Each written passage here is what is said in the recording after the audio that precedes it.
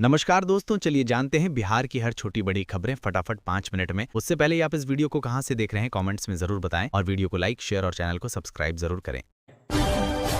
बिहार चुनाव के पहले चरण की 5 सीटों पर मतदान का समय बदला रहेगा, जिसमें सिमरी, बख्तियारपुर, महिषी, तारापुर, मुंगेर, जमालपुर के सभी बूथों और सूर्यगढ़ विधानसभा क्षेत्र के 56 बूथ शामिल हैं। अन्य सीटों पर सुबह 7 से शाम 6 बजे तक मतदान होगा। 6 नवंबर को पहले चरण में 121 सीटों पर वोटिंग है। खानसर का पटना में बनाया हुआ अस्पताल शुरू हो चुका है, जहां गरीब आदमी आसानी से सस्ता इलाज करा सकता है। अस्पताल में आधुनिक डायलिसिस सेंटर, ऑपरेशन थिएटर और जल्द कैंसर उपचार यूनिट भी शुरू होगा। बिहार की महुआ सीट से चुनाव लड़ रहे तेज प्रताप यादव के लिए चुनाव प्रचार के आखिरी दिन भोजपुरी स्टार अक्षरा सिंह जनता से वोट करने की अपील करने पहुंची। इस दौरान तेज प्रताप यादव ने अपने विरोधी आरजेडी उम्मीदवार डॉक्टर मुकेश रोशन को लेकर तंज कसा। मंच से तेज प्रताप यादव ने कहा, आज 5 जयचंद में से एक जयचंद का नाम आपके सामने खोल देता हूं। खुलासा करता हूं कि 5 जयचंद में से एक जयचंद मुकेश रोशन है, जो महुआ का विधायक है। मोदी जी बोले, कटिहार में जिस बड़ी संख्या में माताएं बहनें आशीर्वाद देने पहुंची, उससे साफ है कि बिहार के मेरे परिवारजनों ने जंगलराज और पंजेवालों को पूरी तरह से नकार दिया है। कल पटना एयरपोर्ट पर एक ऐसा संयोग हुआ जिसने सबका ध्यान खींच लिया। तेजस्वी यादव और तेज प्रताप यादव आमने सामने आ गए। कुछ पल के लिए माहौल में सन्नाटा छा गया। राजनीति अपनी जगह है, भले ही विचार अलग हों, दिल तो भाई के लिए ही धड़कता है। तेजस्वी यादव दूर से हाथ हिलाते हुए बोले, मेरे भैया क्या खरीद रहे हैं। तेज प्रताप अपने छोटे भाई के पास आने की कोशिश किए, लेकिन उनकी आंखें पूरी आंसुओं से भर चुकी थीं। दानापुर विधानसभा की हालात बिल्कुल बदल चुके हैं। पहले से ही लोगों के दिल में रीतलाल यादव जी के लिए सहानुभूति थी। अब जब एक बेटी अपने पिता को जिताने के लिए निकली है तो जनता का प्यार और समर्थन दोगुना हो गया है। उधर रीतलाल यादव जी के भाई पिंकू यादव और चुनाव प्रभारी केडी यादव पूरा मोर्चा संभाले हुए हैं। बाकी फिर से एक बार दानापुर से रीतलाल यादव जी ही जीतने जा रहे हैं। मुंगेर वोटिंग से पहले प्रशांत किशोर को बड़ा झटका। मुंगेर विधानसभा सीट से जनसुराज के प्रत्याशी संजय सिंह ने पार्टी छोड़कर बीजेपी का दामन थाम लिया। बीजेपी में शामिल होने के बाद संजय सिंह ने कहा कि उन्होंने ये फैसला राज्य के विकास और स्थिर सरकार के हित में लिया है। बिहार की जमुई विधानसभा में अखिलेश यादव जी जनसभा को संबोधित करने वाले हैं। अखिलेश यादव जी से पहले अयोध्या के सांसद अवधेश प्रसाद जी ने गर्दा उठा दिया। अभी अखिलेश जी को सुनोगे तो और ही माहौल टाइट हो जाएगा।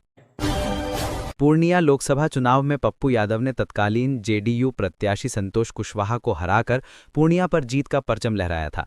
आज वही पप्पू यादव संतोष कुशवाहा के लिए रोड शो करके वोट अपील कर रहे हैं। राजनीति में कौन कब किसके साथ चला जाए, ये कहा नहीं जा सकता है। नीतीश जी आज सुपौल जिले के त्रिवेणीगंज, खगड़िया जिले के अलौली और खगड़िया, बेगूसराय जिले के तेगढ़ा तथा पटना जिले के मसौढ़ी में एनडीए प्रत्याशियों के पक्ष में चुनावी जनसभा को संबोधित किया।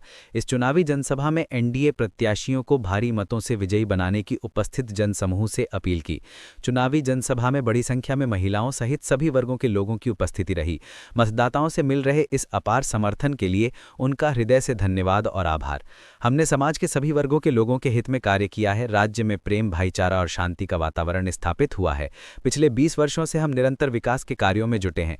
हमारा लक्ष्य है कि बिहार देश के सर्वाधिक विकसित राज्यों की श्रेणी में शामिल हो।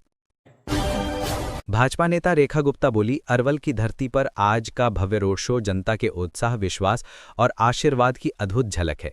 ये दृश्य इस बात का प्रमाण है कि अरवल की जनता विकास, सुशासन और स्थिरता के पथ पर आगे बढ़ने का निश्चय कर चुकी है।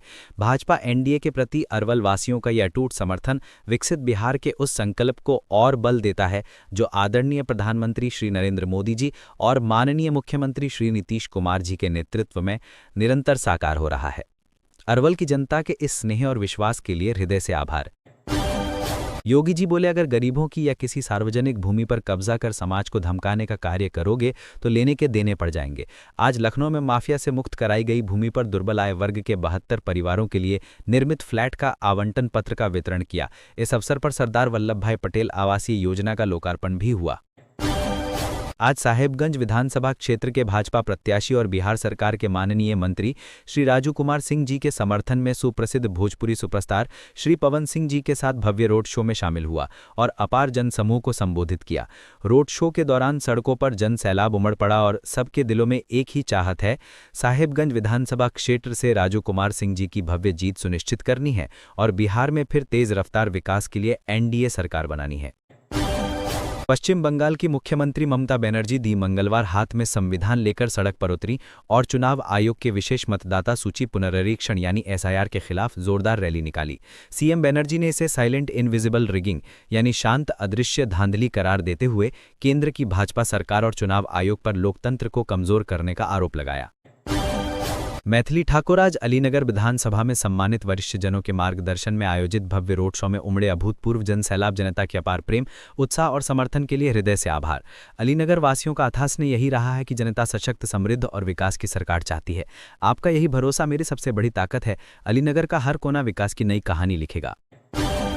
निरुहा का कहना है कि बिहार ने फिर से विकास वाली सरकार चुनने का मन बना लिया है। रफ्तार वाली सरकार चाहिए बिहार को।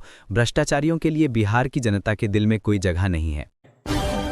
अमित शाह बोले, कर्पूरी ठाकुर किसान सम्मान निधि की शुरुआत हो। एग्री इंफ्रास्ट्रक्चर में 1 लाख करोड़ रुपए का निवेश या एमएसपी पर दलहन की खरीदी। किसान चंपारण सत्याग्रह की भूमि एनडीए सरकार में किसान कल्याण का स्वर्णिम युग देख रही है। पूर्वी चंपारण वासी भी एनडीए को ही लाने वाले हैं।